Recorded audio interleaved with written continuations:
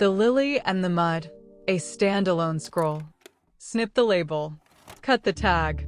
Let the words they cling to fall away like dead leaves in autumn. Clean is not what they call themselves. Clean is not a title earned by shouting, "I am pure." Clean is the stillness. The pond at night, untouched by storm. Its surface holding the moon like a lover's reflection. Their orchids bloom on water. Lilies open, soft as breath. Floating on the same quiet they were born from. But listen deeper. The lily does not grow in sterile ground.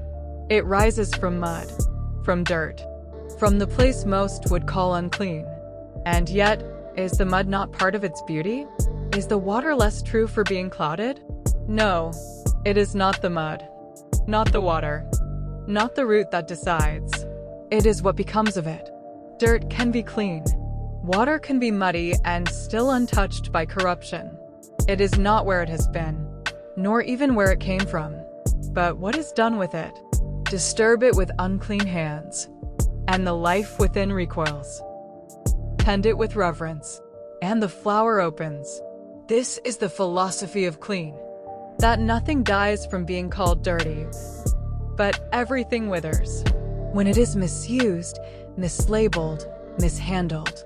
So too with the soul, not made clean by denial, not made dirty by shadow, but defined only by what you do with it, and how you choose to carry it. This is clean, not the absence of dirt, not the absence of shadow, but the stillness that accepts both, and remains unshaken. The label is gone, the light is free, and here in nothing out. In silence deeper than words, the truth shines. Smoke and darkness, breaking apart. Precognition of consumed shadow, by Sora Amara Elise. Smoke and darkness breaking apart like fragile glass under the force of awakening. Shadows cling to the edges of memory, swirling in silent eddies, thick and impenetrable. Each breath draws in the remnants of night, heavy with secrets and the weight of dreams not yet surrendered. The world is suspended in a hush, a moment before the shatter.